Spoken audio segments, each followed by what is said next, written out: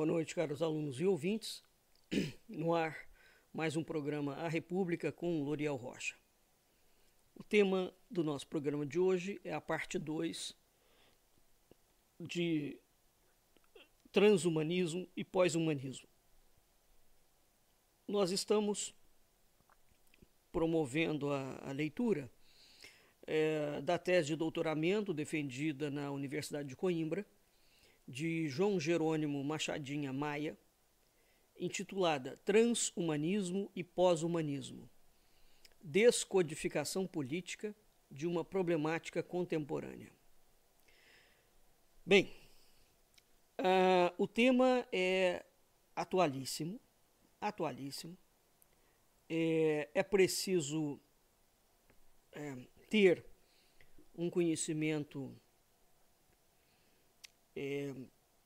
aprofundado sobre ele, porque ele é multidisciplinar, não? Ele abarca diferentes áreas do conhecimento e ele lida com a complexidade humana, não é? Dos desejos humanos e da vontade humana de uma forma bastante profunda. E quando a gente fala em desejos humanos, isso envolve um escopo muito amplo, né? Porque nós vamos pegar desde o aspecto político até a parte empresarial, bem como aos interesses pessoais.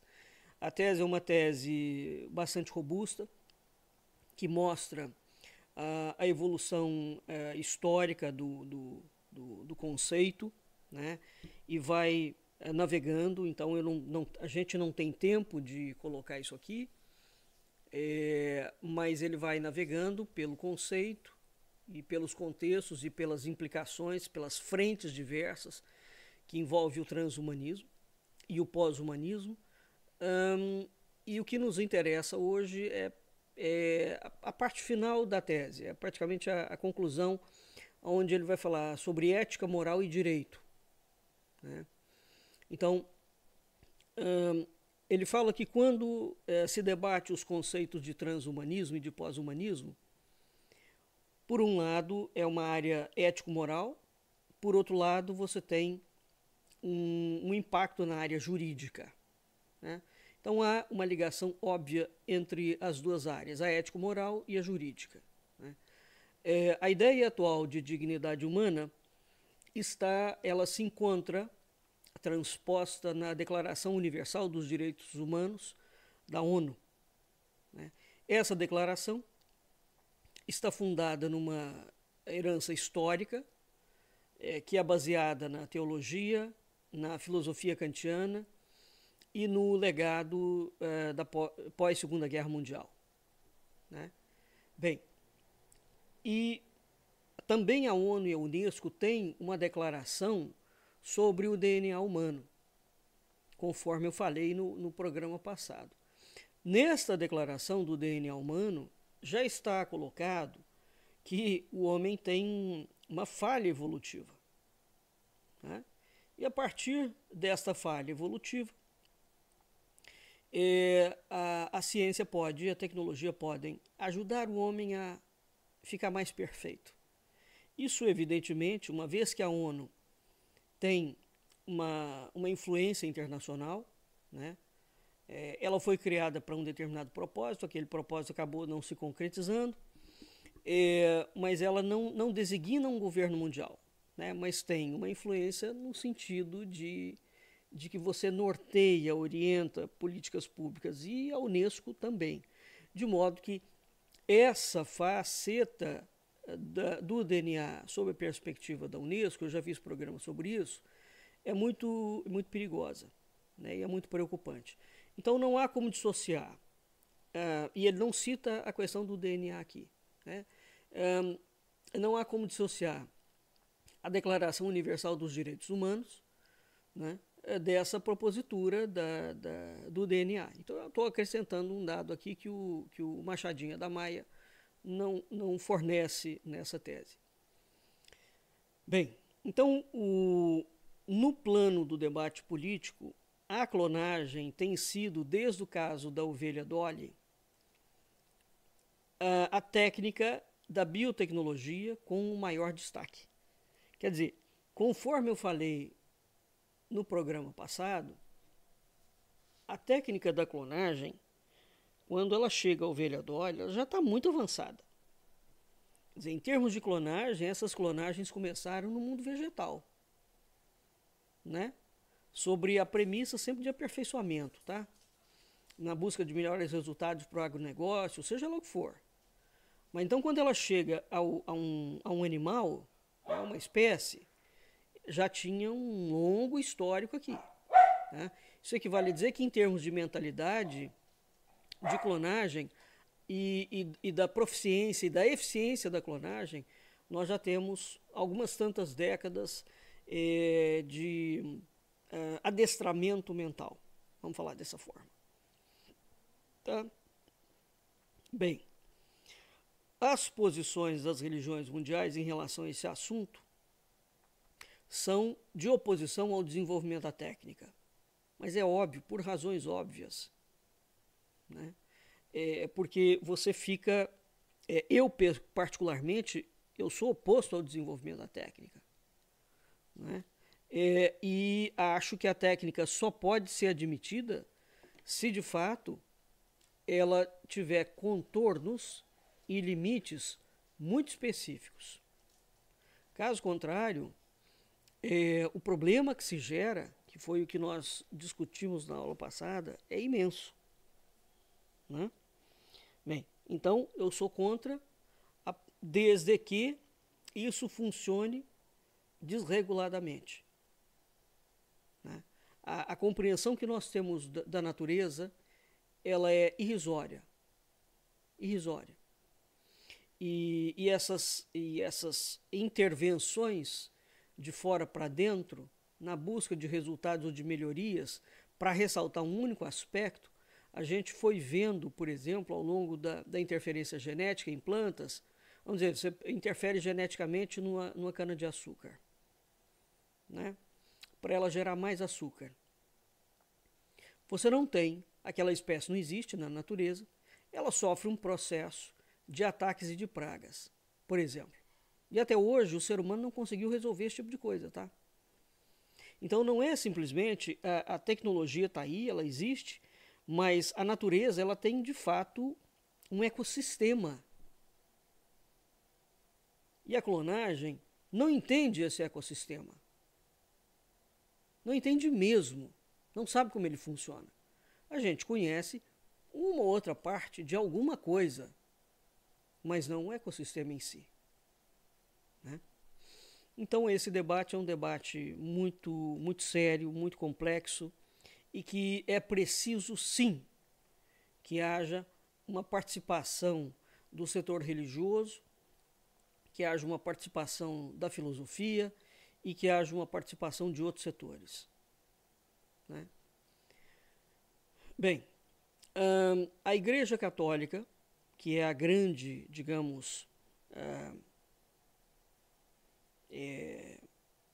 interessada ou intercessora neste aspecto, ela aponta como objeção ao desenvolvimento da clonagem os interditos fundadores e a existência da alteridade, ou seja, o homem, o mundo, os seres são frutos de um Criador. Né? Então, não é só uma questão de diferença sexual, tá? Isso é uma discussão muito rasa e ele coloca isso aqui. A diferença sexual não tem nada que ver com diferença sexual. Tem a ver com a origem da vida. Tem a ver com o controle de um ecossistema. E quem detém esse controle não é o ser humano. Então, para além da Igreja Católica, a gente tem vozes em outras religiões da tradição semítica, concordantes com o uso da clonagem para efeitos reprodutivos. Tá? Agora, veja bem, esse uso da clonagem para efeitos reprodutivos, ele abre precedente. Aí é que está. Se não houver um recorte muito sério por parte do Estado, até onde as empresas podem ir, isso fica muito complexo. As igrejas protestantes têm uma abertura favorável ao tema, porque elas veem na clonagem uma expansão da liberdade humana e do controle exercido sobre a procriação. Veja que nós estamos falando, portanto, das igrejas evangélicas e das facções protestantes, majoritariamente Estados Unidos, Inglaterra, Alemanha, né? A França é ateia. Então, esse pensamento neoliberal, que é o pensamento que predomina dentro dessas igrejas, né, é o pensamento que viceja no mundo. Você permite a empresa lidar com a questão da vida como se fosse uma propriedade privada. Esse é o ponto. Então, de todas essas religiões, a Igreja Católica é, de fato, a que tem feito uma defesa muito contundente para os limites e a proibição do transhumanismo e do pós-humanismo. As outras religiões, muito pouca contribuição, né? Então, das posições favoráveis emitidas por alguns rabinos, destaca-se a ideia da clonagem reprodutiva. Por quê? Para salvar linhagens familiares ameaçadas em situação de genocídio, né? De certa forma, poderia argumentar que isso poderia estar relacionado com a experiência do povo judeu no Holocausto. Até poderia ser usado como argumento. Entretanto, o argumento para defender a sobrevivência de um povo, que vários povos já foram extintos ao longo da história da humanidade, não é? Veja, por exemplo, que Roma fez com que Cartago desaparecesse praticamente da noite para o dia. Veja o que os próprios o que está acontecendo agora no Oriente Médio, com a própria atuação do Estado de Israel, literalmente condenando à morte milhares de outros palestinos por um viés político. Quer dizer, isso é uma loucura sob qualquer premissa, tá? Foi a mesma loucura que os comunistas fizeram, foi a mesma loucura que os nazistas fizeram. Então, essas loucuras em prol de premissa política é loucura pura. Agora, por trás dessa loucura, ela está atendendo a interesses particulares e privados, sem sombra de dúvida. Então, essa posição de defesa para salvar povos ameaçados, isso é um argumento de retórica muito barata, né? Porque, repito, uma vez que você abre o precedente, abre a caixa de Pandora, aquilo não tem como voltar atrás. E uma vez que você vai salvar um povo, você abre o precedente para salvar todos os povos. Isso equivale a dizer o seguinte: se agora os palestinos estão sendo dizimados, então você também pode abrir um campo de clonagem para clonar os palestinos. E aí como é que fica a questão? Os tibetanos poderão talvez reivindicar a quantidade de tibetanos que foram mortos pela ditadura chinesa e por aí afora, né? No outro plano cultural, a gente tem as filosofias orientais, que têm uma visão de continuidade entre a natureza humana e a natureza não humana.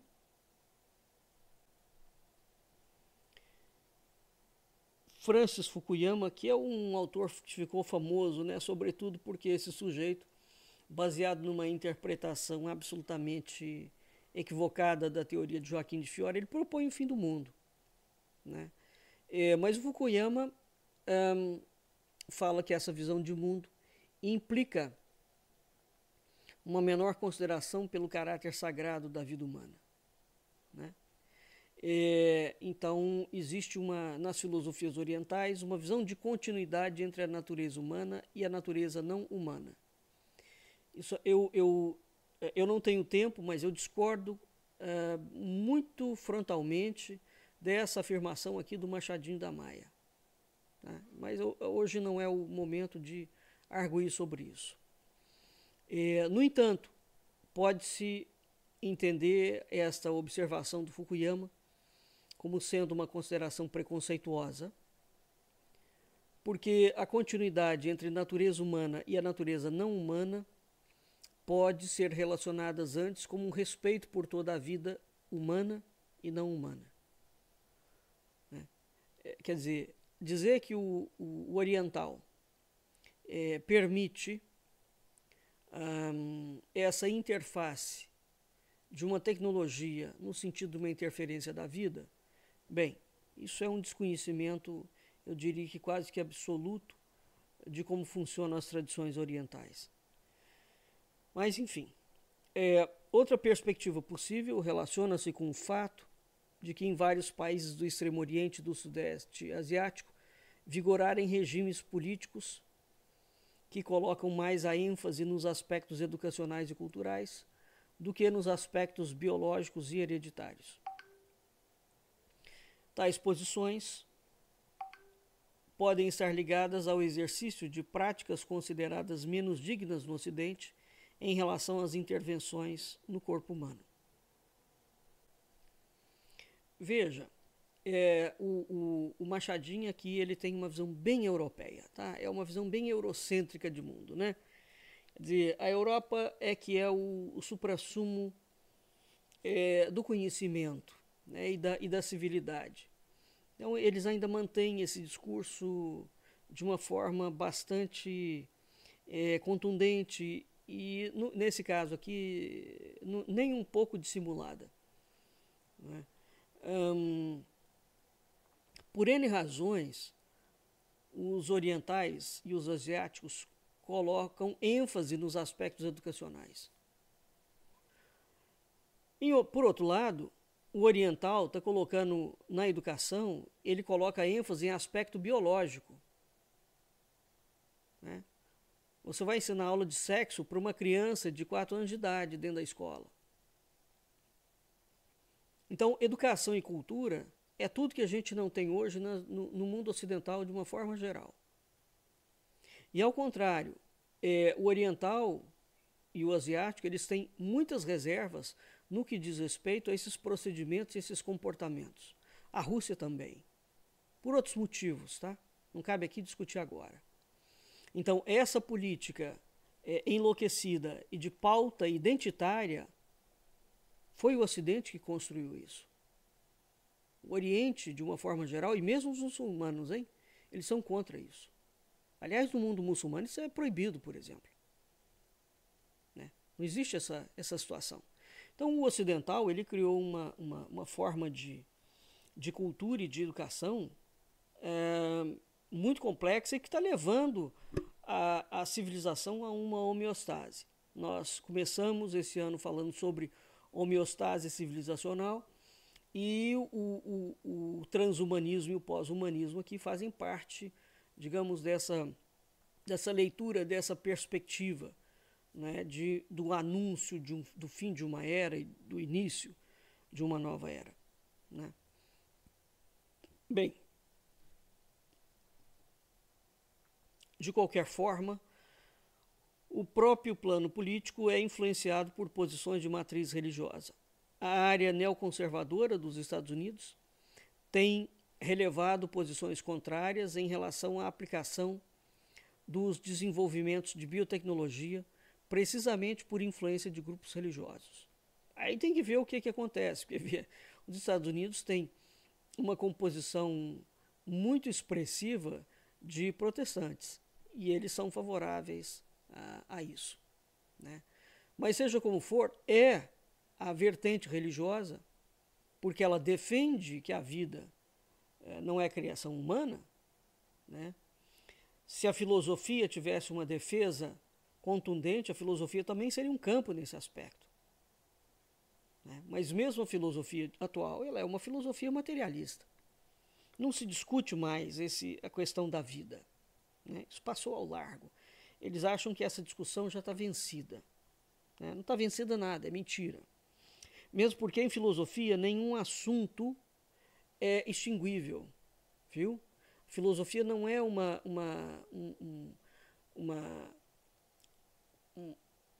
formação técnica acadêmica. Ela discute sobre os problemas do mundo, sobre o quid.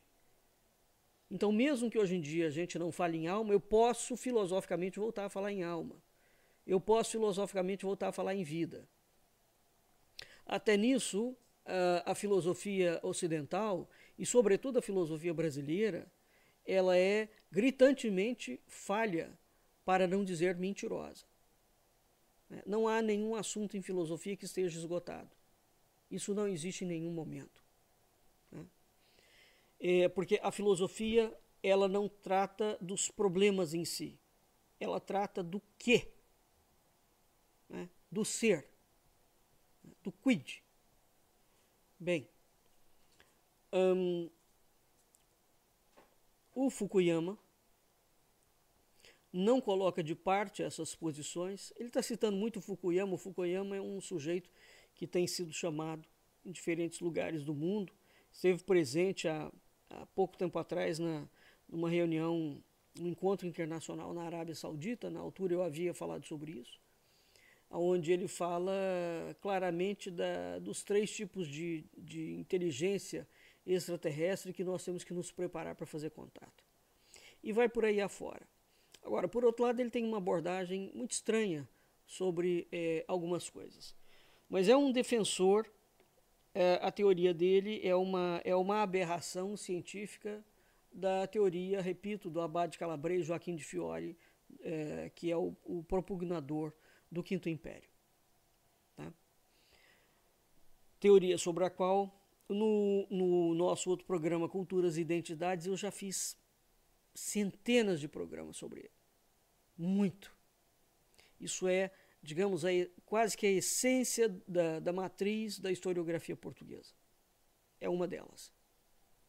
O mito do Quinto Império, do Império do Espírito Santo. Então, o Fukuyama, na sua perspectiva de evolução humana, ele não descarta a possibilidade de ter havido a emergência de uma alma no ser humano. Você veja que isso é uma coisa maluca. Então, o indivíduo tem alma, depois ele não tem mais.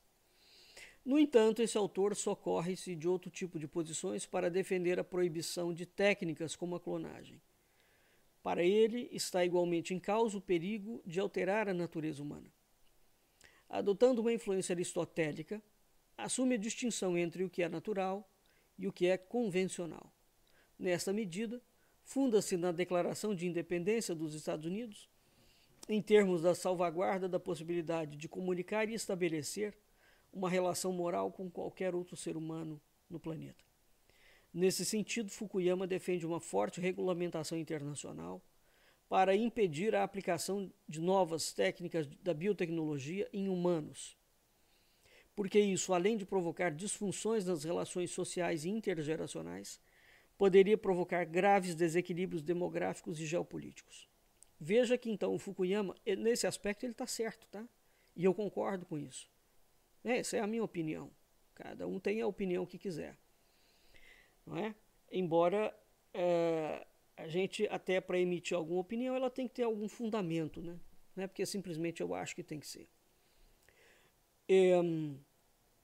Veja que essa posição do Fukuyama, nós vimos anteriormente que ela é antagônica à posição dos judeus e antagônica à posição dos protestantes e dos evangélicos, que defendem a clonagem. Está claro?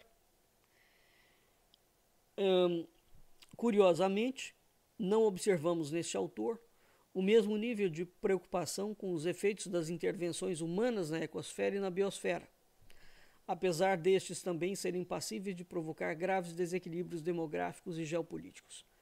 Bem, tem sido uma linha marcante na atuação política dos neoconservadores norte-americanos a desvalorização dos impactos das ações humanas numa dimensão ecológica, preocupando-se antes com a defesa do status quo em termos da ordem moral e social.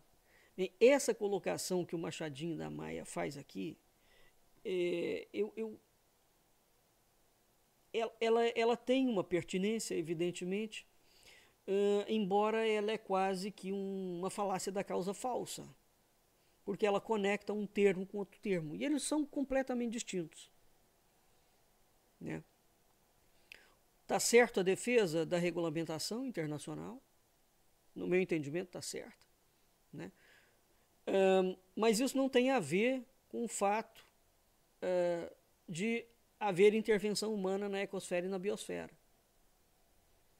Porque, veja, a biotecnologia ela vai alcançar todas as formas de vida. Ela vai alcançar a vida vegetal, ela vai alcançar a vida animal, ela vai alcançar a vida humana e os minerais. Então, a partir do momento que o Fukuyama defende, não é, essa questão, isso num determinado momento deveria avançar para essas outras áreas. Agora, o que é estranho na teoria do Fukuyama é que ele não admite a alma, né? Assim, como é que fica essa posição conservadora em relação à vida se o homem não tem uma contraparte transcendente? O que ele está defendendo? Né? Isso é derrubável, facilmente derrubável. Bom, vamos continuar. A matriz de pensamento dominante nesta área na Europa funda-se em premissas diferentes. Para Habermas, a interferência no genoma humano pode colocar em causa a apropriação autocrítica do indivíduo em relação à sua autobiografia passada. Somos indivíduos únicos e inconfundíveis na medida em que somos sujeitos de linguagem e ação que nos desenvolvemos em relações interpessoais e intersubjetivas. O ser próprio é mais um poder transsubjetivo do que um poder absoluto. O perigo na intervenção a priori no genoma humano relaciona-se com o perigo da redução na simetria de responsabilidade que existe em princípio entre seres livres e iguais. Está em causa a autocompreensão ética da humanidade no seu todo perante os efeitos da auto-instrumentalização e auto-otimização humana que podem ser operados nos mercados de informação genética. Habermas aceita, no entanto, as intervenções genéticas que ele designa como eugenia negativa, uma vez que elas terão objetivos meramente terapêuticos. Bem, veja. Também Habermas, né, analisa aqui a questão de um ponto de vista meramente material. Para mim, o problema reside exatamente na ideia da matéria. A discussão, quando ela se centra somente no campo material, um lado já venceu aqui. Porque se você não tem transcendência, qual é a lógica de falar de ser do ser humano? Ou de falar em seres de uma forma geral. Agora, é aquilo que nós havíamos falado na aula passada. A leitura ou a concessão que se dá, né, para esse tipo de experimento científico laboratorial, que vai gerar uma patente, que vai ser de uma indústria e que vai comercializar, esta cadeia de processo, dependendo de como os governos lidarão com isso, ela fica impossível de ser contida. Né? Bem,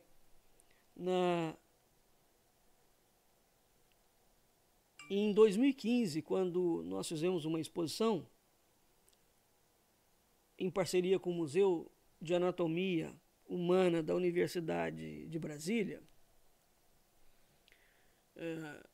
o Museu de Anatomia Humana da Faculdade de Medicina da Universidade de Brasília,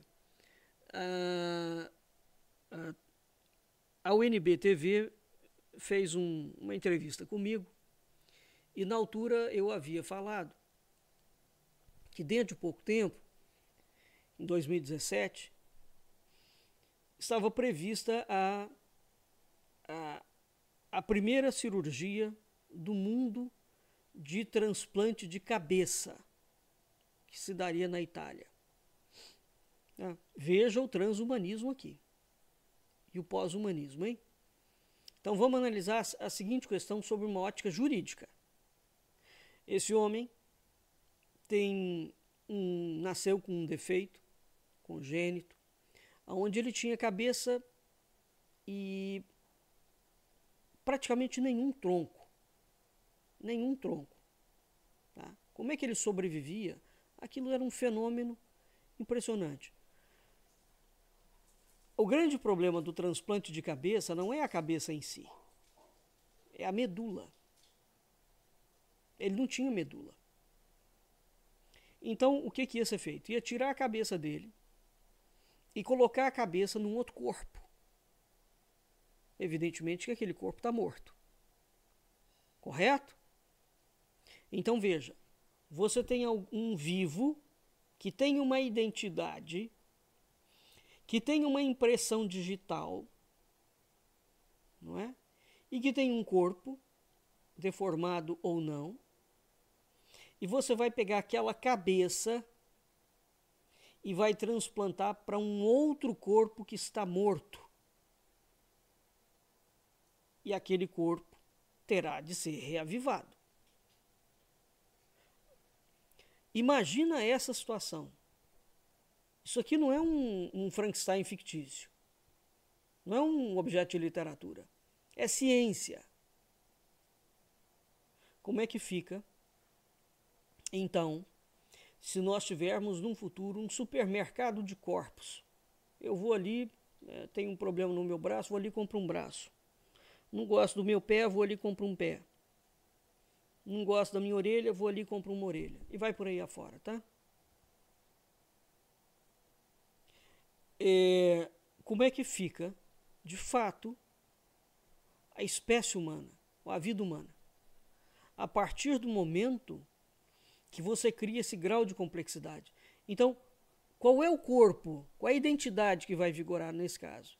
É a identidade do cara que tem o corpo inteiro e que já está morto, e já deu baixa, ele está morto no sistema? Ou é a identidade do cara que só tem a cabeça e que vai ser transplantada para o corpo de um morto?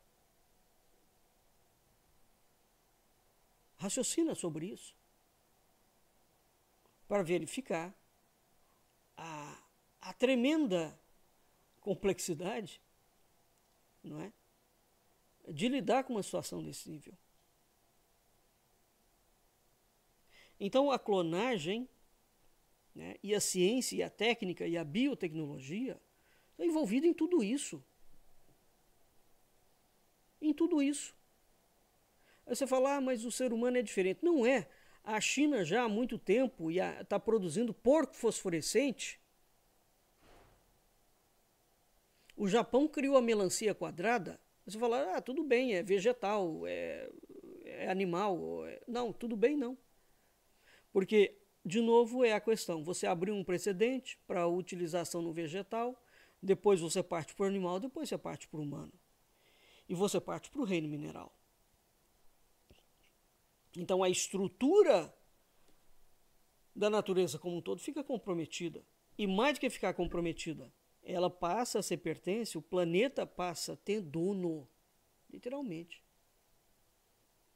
Porque uma coisa é você dar a concessão para uma mineradora para ela explorar minério, ok? Mas ela não está criando minério. Ela está sacando o minério da terra. Outra coisa é você ter um outro tipo de patente, de licença, em que aquela empresa passa a ser dona da vida do planeta. Pois são coisas completamente distintas, caramba. Não tem nada que ver uma coisa com a outra. Né? Voltando aqui. O Axel Kahn, geneticista francês, assume uma linha de pensamento próxima de Habermas, em termos de oposição aos atentados à dignidade humana e à instrumentalização humana que poderão ser realizados na aplicação da técnica e da clonagem. Embora Habermas, que é um filósofo, né, fale sobre isso, ele não discute sobre a ideia de ser humano. Tá claro? Então a filosofia ela tem um campo de hipocrisia enorme, porque não há conceito de ser humano há 200 anos. A filosofia está discutindo sobre o que é. E o mesmo vale por Kant. Tá? Ele não é filósofo, né? Está dentro da área dele. Mas não há discussão de ser humano. Ou seja, qual é o limite, qual é o fim? Onde começa, onde termina, até onde a ciência pode ir? Essa discussão ela não existe. A aplicação do imperativo categórico implica a assunção do sujeito moral e não egoísta, na tradição fundadora da Declaração Universal dos Direitos Humanos.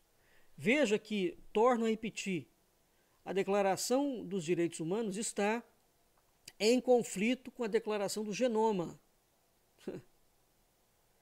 Nessa perspectiva, um clone correria o risco, do ponto de vista social, de ter um estatuto de segunda categoria na medida em que poderia ser visto como um usurpador de identidade. Claro, é o problema que eu falei para vocês agora há pouco, da cirurgia que ia ser feita na Itália de transplante de cabeça. Qual é a identidade aqui?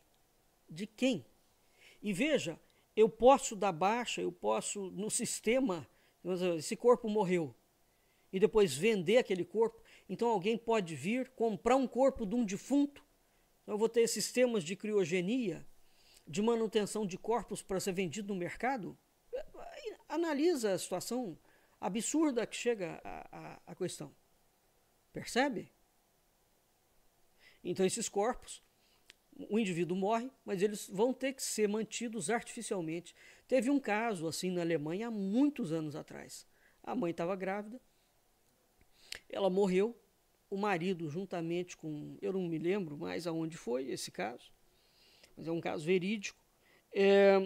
O marido, naquele desespero, não queria perder a mulher e o filho.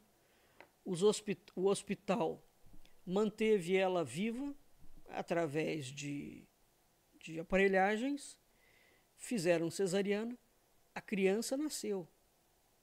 E aí deixaram depois a mãe morrer, que ela já estava morta mesmo, nem enterraram. Então você teve uma criança que foi gestada dentro de um corpo de um morto. Como é possível uma coisa dessa?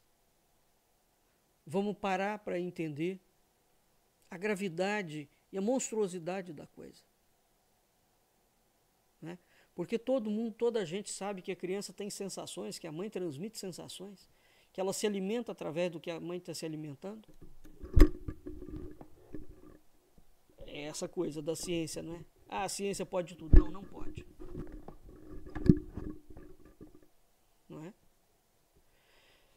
Bem, então o clone é um usurpador de identidade? Claro que é. Mas é evidente. Sobretudo porque ele é geneticamente idêntico. Né? Quem vai valer? Essas visões sobre a aplicação das biotecnologias, sobretudo no campo do ser humano, né, têm fundamento em Kant e refletem-se nas legislações de países como a Alemanha e a França. No segmento da herança de Kant, a legislação francesa também é influenciada pelos trabalhos da corrente do idealismo subjetivo de Fichte. No entanto, as posições francesas e alemãs sobre a matéria não são de todo comungadas por outros países. A Grã-Bretanha está próxima da tradição liberal de Locke. Essa tradição deposita fé na ciência e na tecnologia e é uma corrente responsável por uma maior abertura que existe nos países anglo-saxônicos em relação às práticas da biotecnologia que possam ter, de forma precoce, uma maior interferência na determinação genética dos indivíduos. Mas veja, nem a França nem a Alemanha acreditam, embora elas tenham lá suas ressalvas, são por motivos distintos, hein? Não porque elas acreditem que o ser humano tem uma contraparte transcendente. Né? Então, num nível internacional, a visão da tradição europeia, né, visa a regulamentar as práticas da biotecnologia. A declaração da ONU sobre clonagem humana não tem efeito legal, né, nos países, você aplica aquilo ou não, você segue aquilo. Está longe de ser consensual essa aprovação, né? Mas foi por iniciativa da França e da Alemanha que se pretendeu banir a nível global o processo da clonagem humana reprodutiva. Veja bem, reprodutiva. Mas eles admitem um outro tipo de clonagem. Né? Mas isso os países têm que gerar legislação. Tá? nos documentos do Conselho da Europa, como nos documentos da Unesco aprovados no campo da bioética, está presente uma matriz humanista do legado civilizacional europeu. Né? Em praticamente todos os documentos citados, estão consagradas questões como a confidencialidade da informação genética, o princípio da não discriminação, o consentimento livre e esclarecido do indivíduo participante da intervenção, a prevalência do bem-estar da pessoa sobre o estrito interesse da sociedade e o desenvolvimento para fins terapêuticos das práticas de biotecnologia em seres humanos, salvo exceções. Então, há nos diferentes documentos a coincidência do mesmo processo histórico em termos de assunção dos fundamentos filosóficos e normativos em matéria jurídica. Embora, repito novamente, e eu tenho falado isso por diversas vezes, embora isso seja verdade, não há essa solução, a meu ver, ela é frágil em termos documentais, porque nós não temos definição conceitual de ser humano. Uma vez que eu não tenho definição conceitual de ser humano, filosoficamente, antropologicamente, né, cientificamente, eu posso fazer qualquer coisa. Tá claro? Então, o debate da bioética, evidentemente, ele influencia uma visão molecular da vida. Né? Você veja que o debate da bioética ele deveria influenciar uma visão espiritual da vida e não molecular, porque molecular é matéria. Ou seja, é um debate que ele está centrado em sistemas biológicos simples.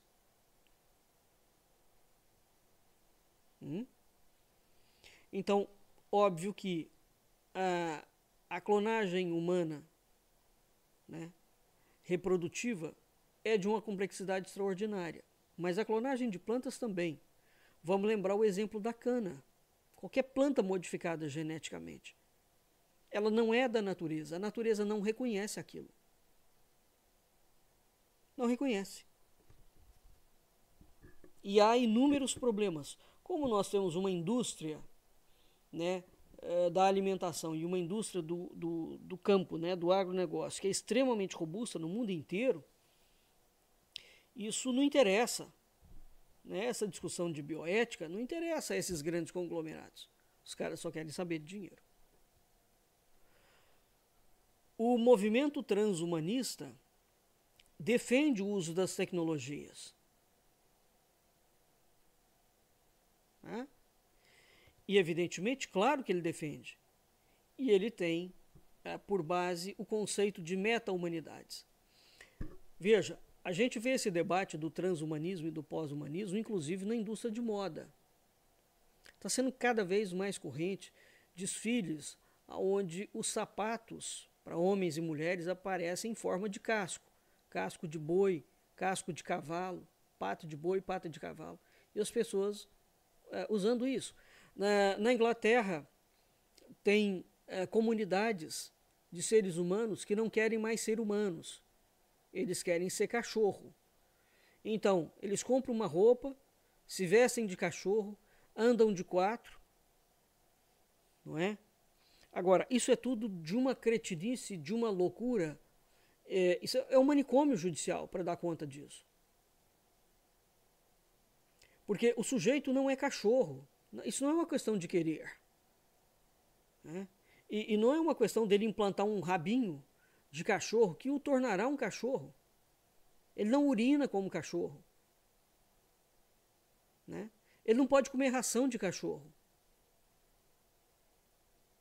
Até para ele comprar a ração, ele vai ter que se levantar, porque ele sequer tem um maxilar de cachorro. Ele não tem dentição de cachorro. Não tem força na boca. Veja, isso tudo é a interpretação absolutamente enlouquecida que o ocidental deixou ter da ideia de liberdade, do livre-arbítrio. Eu faço o que eu quiser, até dizer que eu não sou humano e eu sou árvore. E hoje em dia você pode fazer qualquer coisa, você se autodeclara o que você quiser. Você se autodeclara preto, você se autodeclara branco, você se autodeclara trans, você se autodeclara cis, você se autodeclara qualquer coisa. Você se autodeclara, inclusive, que não é humano. Então eu posso me autodeclarar descendente de Lúcifer. Não é? Eu posso me autodeclarar o fantasminha legal. Eu posso me autodeclarar o Scooby-Doo. Fale qualquer coisa. Olha, a humanidade realmente chegou num ponto tal de loucura cognitiva que não tem o que fazer. Porque não está se tratando mais da realidade em si, né? Não se discute mais a realidade. Discute-se o campo do desejo. E ele pode fazer o que quiser contra a realidade concreta.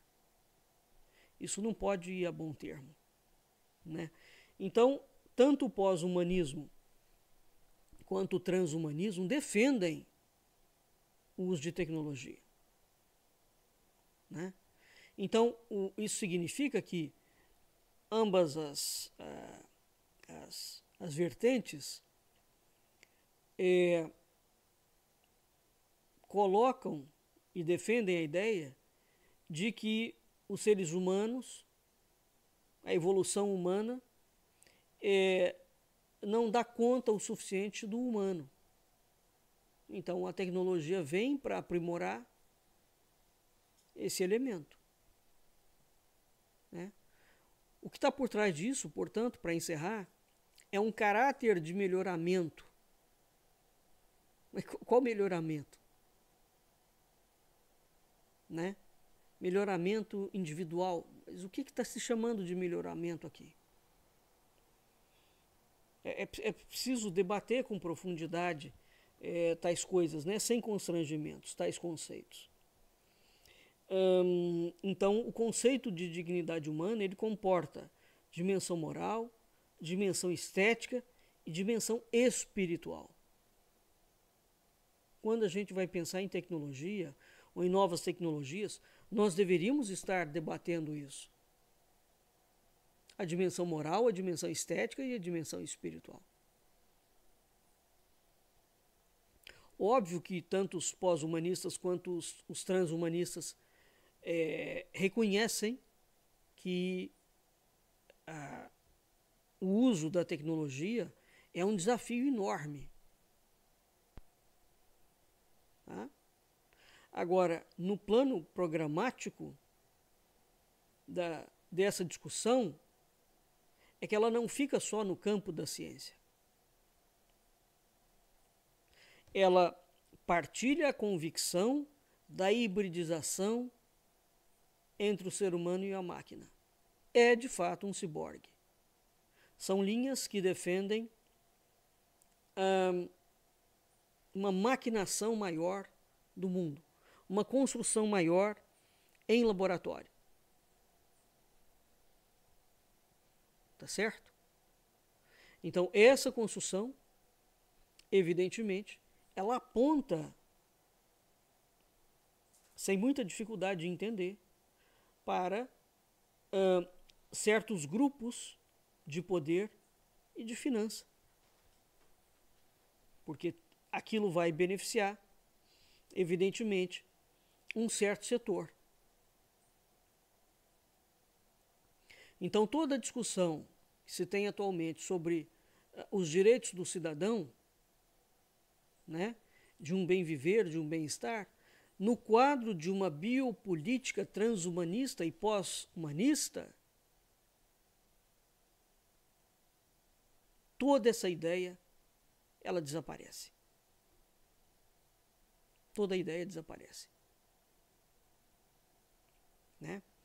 Porque a gente não pode falar no modelo de uma sociedade sustentável, que respeite os processos da natureza e, ao mesmo tempo, estar desenvolvendo uma linha conceitual jurídica que preconize e defenda a ideia do ciborgue em escala planetária.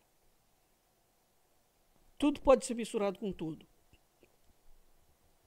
O ser humano pode ser misturado com corpos humanos, com corpos de vegetal, com corpos de animais, com corpos de minerais. E essa mistura, evidentemente, ela vai favorecer as indústrias, né? E alguém vai ser dono daqueles corpos. Então, o homem, que é um ser livre, porque é dotado de alma, ele passa a ser uma máquina, porque ele é construído via tecnologia. Tá certo? Essa discussão redefine não só a ideia de natureza, redefine a ideia de sociedade, redefine a ideia das relações de poder. Isso tudo mediado pelas estruturas do conhecimento. Correto? Então, a discussão do pós-humanismo e do transhumanismo no campo da bioética, ela tem que ser uma discussão internacional. E a produção dessas legislações são coisas muito sérias. Muito sérias. Tá claro? Bem, não se trata, portanto, de deixar a questão no plano acadêmico e político, ou jurídico. É preciso inserir de uma forma muito contundente a discussão no plano religioso e no plano espiritual. Porque o homem não detém o botão da vida. E nós não poderemos abrir mão da ideia do sagrado e do transcendente. Vamos ficando por aqui e até o nosso próximo encontro.